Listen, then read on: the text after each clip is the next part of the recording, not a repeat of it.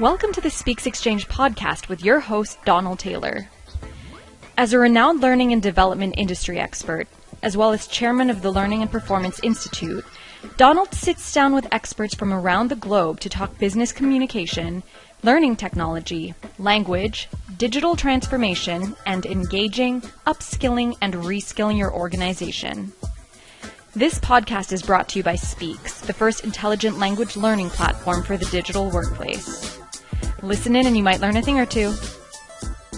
Welcome to this episode of the Speexx Exchange podcast with me, your host, Donald Taylor, and today our guest is Greg Detre, former chief data scientist at Channel 4, and among other things at the moment, a data consultant. Greg, great to have you with us. Thanks, Don. Lovely to be here. I don't like to go into huge introducing of people when they can do it so much better themselves. Greg, could you introduce yourself? Where are you coming from, professionally speaking? Well, I trained as a computational neuroscientist, studying why we forget things. And they say that psychologists study their own deficiencies. And so I have a terrible memory. And on the back of that, I co-founded a startup called Memrise. I've been working in the startup world for most of the last few years as a mix of CTO and data scientist, most recently working at Channel 4 as chief data scientist there. And now I help startups and larger companies to get the most out of their data teams, out of the data they're collecting, to hire the right people and manage them in a way that help them really tackle interesting problems effectively. Data is everywhere at the moment. And I was doing a talk this morning. You can't get away from it. I threw up a slide that showed all these magazine front pages from probably about 8 or 9 years ago, but it was all about big data. And then I said, what happened to big data? And it sort of went away as a buzz term, but the use of data entered our daily lives. I illustrated that by just throwing up some of the stats that we bandy around in the world of football every day, because well, if you're a football fan, you're suddenly used to heat maps, assists, number of miles run during the course of a game, and so on. Things that we never talked about when I was a kid growing up. Now it's part of daily life. So we're already at a phase where data is part of how we do stuff. What's the future? Is the future entirely machine-led, or is it human, or is it something else? I grappled with this question a few times at The Guardian and Channel 4 especially, where both companies are, they're companies that put a lot of weight on words, and being the head of the data science team or the chief data scientist of a team of people who care about numbers, there's a real sense in which it would be easy to talk past one another. And I remember, for instance, one project at Channel 4 where we were trying to help them improve their forecasting. And for the last 15 years, it's been done by a really expert team that understand the nuance of television, of audiences, of everything that they need to know, as well as being quite quantitative. And so they were doing a super job of forecasting the audiences over the next few weeks. But we had a feeling that perhaps we could be doing something with machine learning that could improve on that. And you can imagine naively saying, well, okay, instead of having humans do it, we'll get the machines to do it and they'll do a much better job. And I never for a moment believed that was going to be true, because these experts had been doing this for 15 years and were doing it well. And sure enough, when we tried it first with machine learning, well, the machine learning did a pretty good job, but there was no way that we were going to be able to just say, oh, we should do it entirely in an automated fashion. And in fact, I think there's a really interesting lesson here that the kinds of mistakes the humans made and the kinds of mistakes that the machines made were different. They were complementary. And it started to dawn on us that maybe a kind of hybrid team that took the best of both worlds could be the answer. And indeed, that's a lot less threatening as a message to say, well, I think we can improve on what the humans are doing, and I think we can improve on what the machines are doing, and the end result will be better with both involved. I think most human beings would be very happy with the idea that machines make mistakes, possibly less happy with the idea they make mistakes themselves. So how do you phrase that? How do you put it to a team that you're now part of something better because you've got machines helping you? Well, it's a really delicate conversation. And I think if you need to start from a place of admitting that people make mistakes. Sure. Unfortunately, that team were smart and they were experienced, and they very carefully measured their mistakes. So that's a good place to start. And of course, you need to be in a fairly psychologically safe environment whenever you're considering any kind of innovation. But well, I told them a story. So if you like, I'll tell you the same story and you can, see if you find it at all convincing. Please do. So the story starts 20 years ago with Garry Kasparov, the greatest chess player at the time and one of the greatest ever. And in 1997, he was beaten by Deep Blue at chess. And we might have thought at that moment, well, that's it for us monkeys, right? And sure enough, the best chess player in the world now, well, it's not a human being. But interestingly, for 20 years, the best chess player in the world was not a machine either. The best chess player in the world is what they call a Centaur team, a hybrid. That is to say, a really good, smart, chess-playing human with access to a big computer and a big database. And that combination outperformed just a big computer on its own. Just to be clear, a centaur is half man, half horse, if anybody's not familiar with Greek mythology. I'm assuming, of course, that the machine bit is the legs and the human remains the brains and the thinking bit up top. Let's not get too confused there. I love and that's the idea exactly one of the things that was exactly one of the things I said to the Channel 4 forecasting team, that like in this image, the machine is the arse end of the centaur. And so, you know, it may not be a 50-50 split. It may be that it starts off where it's 95% humans and just a little bit of machine, or in the case of chess, at this point, I think the machines pretty much have it sewn up.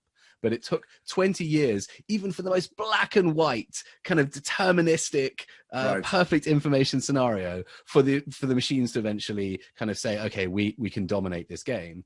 And for almost every other problem that we tackle that's interesting, certainly in the knowledge economy or involving creativity, it's so much more nuanced, so much more gray, that I would expect that this age of the centaur in which we're entering, where the best teams are a hybrid, that is going to last for a very long time for almost all of the interesting problems that we care about. I love the age of the centaur as a term. I think that's fantastic. You tackled this, didn't you, at Channel 4 when you were running the learning and development team there? You wanted to get great materials, and you found that it was just an almost, Sisyphean task, if we're going to keep on using mythological terms. It was something that just seemed never to stop, a huge task to collate all the information you wanted for your team. Yeah, and I guess, so I wasn't running learning and development, but I was definitely very, very involved in that problem for my data science team. Exactly as you say, trying to think about how to find the best materials for training them. And so I'll tell you a tiny bit about the kinds of problems that I'm working on now that are quite related, where what we're trying to do with the company I work very closely with called Filtered, they're trying to apply this idea of a Centaur tool to exactly as you say. So where you have thousands or even hundreds of thousands of podcasts and articles and webinars and God knows what else on a variety of different topics. And you say, well, we know that we want to teach our employees about a variety of skills, whether it's having difficult conversations or how to visualize a time series, right? So soft skills to hard skills. So we've got all these skills that we want to teach them. How can we pick which of the learning materials that we have access to would be best appropriate to each of those? And this is an ideal task for a Centaur, because you could try and do it with just machine learning. And machine learning will obviously, chomp through 100,000 documents, lickety split, but it won't do that great a job unless you've got really smart human beings who are both creating the training set and then refining the results in response. And so what you end up with is the ball kind of going back and forth between the humans and the machines so often that you end up with something that you could not have produced with either humans or machines in isolation. This was the great promise of the internet, or rather the World Wide Web, dawning at about, I don't know, not when it was first posited, or even probably in the mid-1990s, but towards the end of the 90s, beginning of the 2000s, when it reached general consciousness. People were saying, my goodness, we now have access to the world's information. This is fabulous. We'll be able to find exactly what we need. But of course, the problem is when you have all that information, it's a sea that you're swimming in. And the question is, how do you find it's not even a needle in a haystack, it's an atom in a haystack. From all that information, how do you find the stuff that's really useful to you? So you've got this hybrid team, and you've got a machine, you've got people. There's, you said, a ball going backwards and forwards. Can you talk us through the process of who does what are the machines good at? What are the people good at in terms of finding a way through this haystack to find that one small thing that's actually going to be what you want? Well, let's take a concrete example. Let's take the example that Channel 4 had to solve with recommendations and personalization of the homepage. Right. And you've probably been to channel4.com, or indeed any one of Netflix and a million others, and they will customize what you see based on what you've viewed and enjoyed in the past. Okay, so far so good. Now there's a trade-off here though, because if we hand this job over entirely to the machines, then firstly we may miss out on recommending things that we want people to watch, or that we may miss out on the chance to express our brand's voice. We may miss out on the chance to ensure that there's sufficient diversity, or in Channel 4's case, that the remit to promote experimental, innovative, or pluralistic content is being met. So for all these that's reasons, part of the job of Channel 4 explicitly. They're told that they should do that, or that's their mission anyway. Exactly. The government has literally said by law, this is your job. And so to do all those things, it's almost impossible to really train a machine at this stage to take into account that kind of multitude of different factors. But at the same time, to have human editors doing that job, well, they do a great job of it, but they can't possibly customize 16 million or 20 million different homepages. Right. So there's a trade-off there.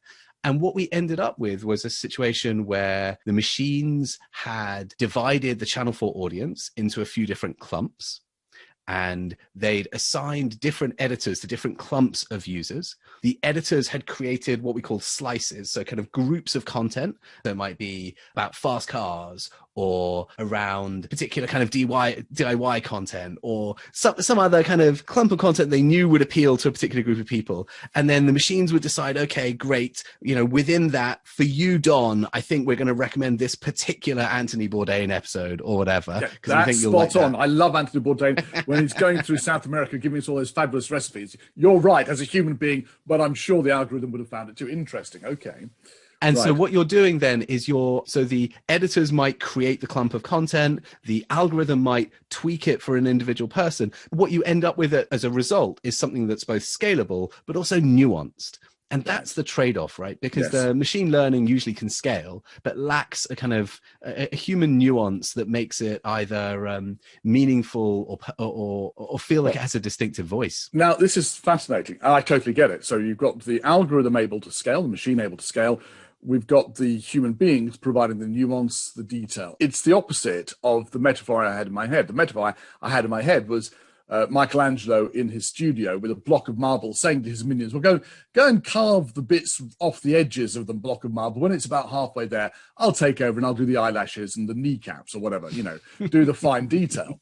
And it's the other way around almost. It's as if the human beings are providing, as you say, the clumps, the categorizing things, but then the scaling of that down to the fine detail for each person is being done by the machines, because that's the only way you could do that at scale. You couldn't possibly have that individual scaling being done by human beings. How do you make sure that teamwork works properly? So at what point does the editor give up the job of saying, well, that's the collection of programs that fit here, and the machine take over and say, now we're going to cut it for Don Taylor or whoever? Yeah, and I think that's where it ends up being probably a different answer for every problem. Right. And you need really great communication between your human domain experts and your data science team. I don't know a way to ensure that this can work well other than by having built relationships up at first, created an environment of safety where each is respecting the expertise and value that the other is bringing, and a sort of relatively firm commitment to trying to get to what's best for the organization. And usually you need some way of measuring whether you're doing a good job, so that you can say, oh, great, when we add in a little bit of expertise from the human, that helps here. When we try and do this bit with the algorithm, that bit's not working very well. Oh, now it is. If you don't have a way of scoring things, quantitative and relatively objective, then you're probably dead in the water with this kind of approach. If we have two teams which are both effectively made up of people, one are looking after the machine side of it, the other looking after the human expertise side of it, they are people. And unless there's some objective measure on the outside saying you're heading in the right direction or not, they are likely to believe that they are, and you need to pull them back on track. But as well as that, of course, as you say, they need the psychological safety.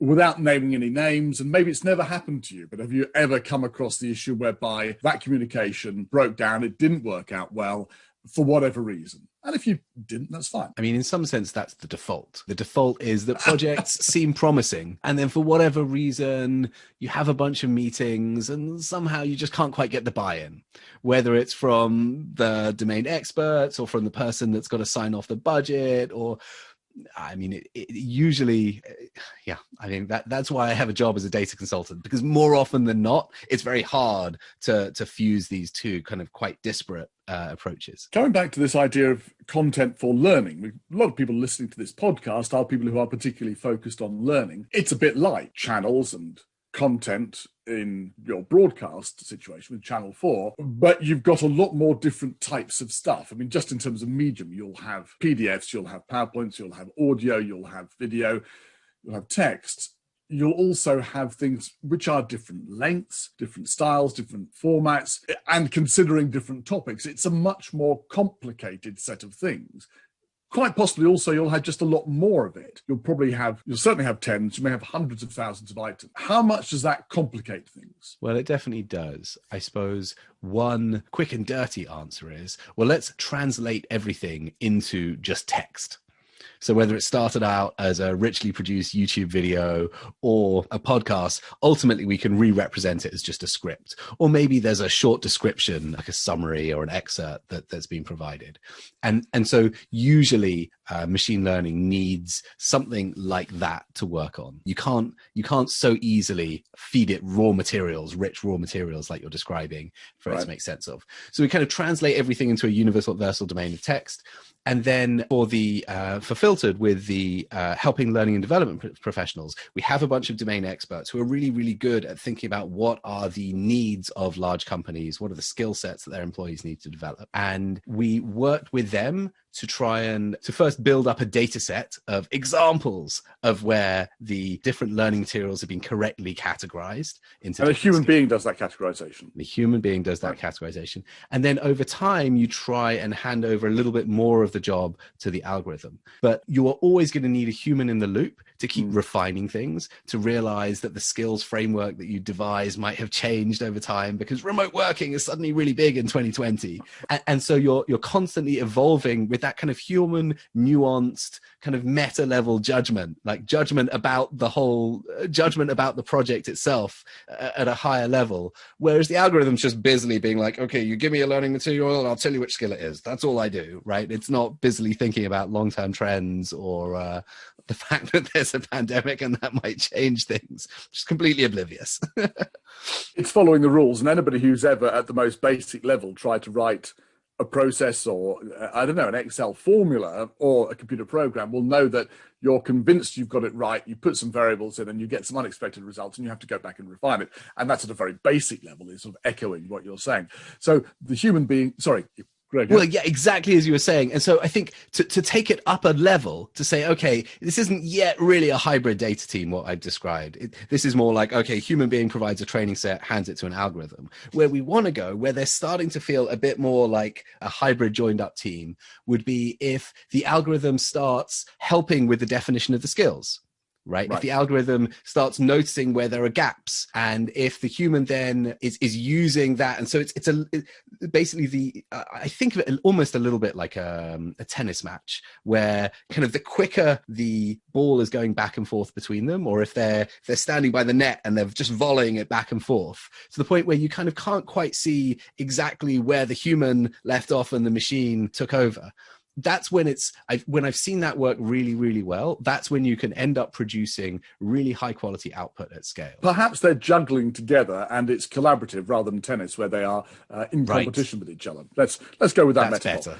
Okay, so we can't anthropomorphize the algorithm. It's not thinking about anything. So how does it help categorize the skills? What does it do? We've obviously, perhaps you set it up to do that and then it runs off and does it. Well, so we could have quite a lot of fun talking about the machine learning. I don't know if anybody else will enjoy it as much as me, but I suppose that's a big topic. I think in the case with Filtered, they've devised quite a clever system that's based a little bit on trying to extract the most important and salient words and keywords and phrases that are really indicative of particular kinds of document, particular kinds of skill.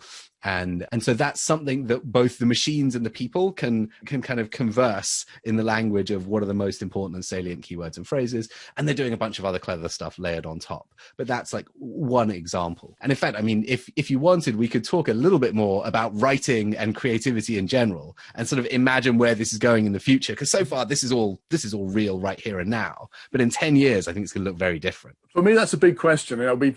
We talked at the beginning about how data had been a lot of noise about 8 years ago. Now it's part of our daily lives. Is it going to insinuate itself further into our lives? Are there any things it can't do? What would you see it doing eventually in terms of creativity, which is the ultimate bastion, isn't it, of the white-collar worker? No, nobody can write something like me, for goodness sake.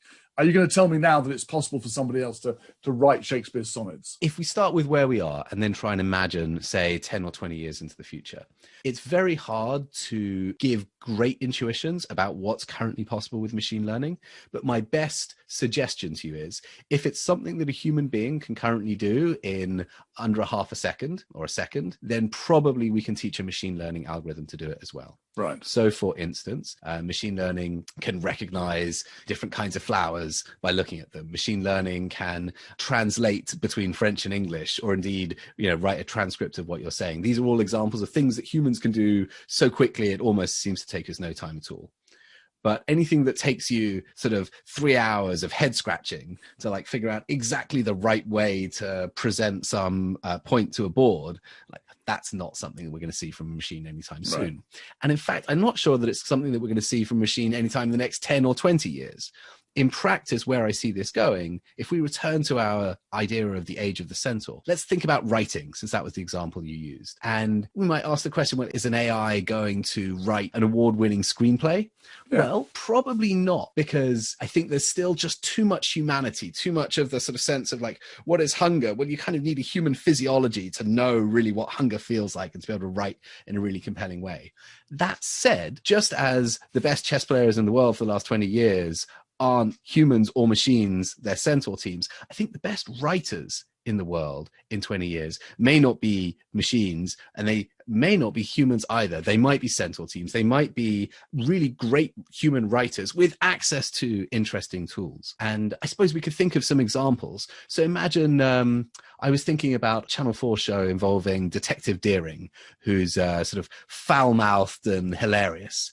And let's say you're writing your script and you say, Detective Deering says, right, I'm going home now. I think the algorithm could kind of go, nah, our characterization detector says that doesn't sound like her. It's not sufficiently differentiated from everybody else in the cast. And of course, in practice, she's much more like, say, I'm going home for a shave, shampoo, and something else that begins with sh.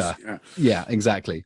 And that's much more in character for her. So you could imagine how the tone of voice could be noticed, and you could start to sort of see that these two characters perhaps are too similar to one another. You might get clues or help or nudges from an algorithm that help you differentiate. It's extraordinary. I think about Coronation Street, which was originally conceived and written by a young man in his 20s, Tony Warren, who had a fabulous ear for dialogue because he'd grown up largely sitting under the table in the kitchen, listening to his mum and his neighbours talking. And all of the pithy dialogue that was part of working class life in that street that was represented in Coronation Street came out of his head. Of course, now what we're saying is, well, we can probably not rely on one person having, let's say, 20 years of experience of that before they start writing it, but we can have algorithms pick it up and tell us where we need to tweak the script. And we're back to Michelangelo and his David. So the nuance is being added here by the people, but somebody else, in this case the machine, is detecting where the work needs to be done. Could it also detect where a story arc might not be going correctly and where there's a gap in the plot? Or is that too much? Well, so it's hard to know. I think the story arc is a good one. We have an intuitive sense that a story arc, if we think about the hero's journey, there's often some kind of descent into chaos and disorder, and then maybe there'll be some redemption emotion at the very end. And that if we didn't get our kind of satisfying emotional gesturing, you can't see it, if we don't get that sense of an arc of things landing, of our emotions going on a particular shaped journey, then we don't feel that satisfaction that, that's the hallmark of a great story. It seems intuitive to me to imagine that we might be able to visualize those story arcs with the help of an algorithm. So you might be able to sort of see, you know what, that hasn't quite landed right, or there's a loose end there that we're missing, and to be able to see them both, at the sort of level of a scene and maybe at the level of a series, and those are tools that might enable an already great human writer to do an even better job.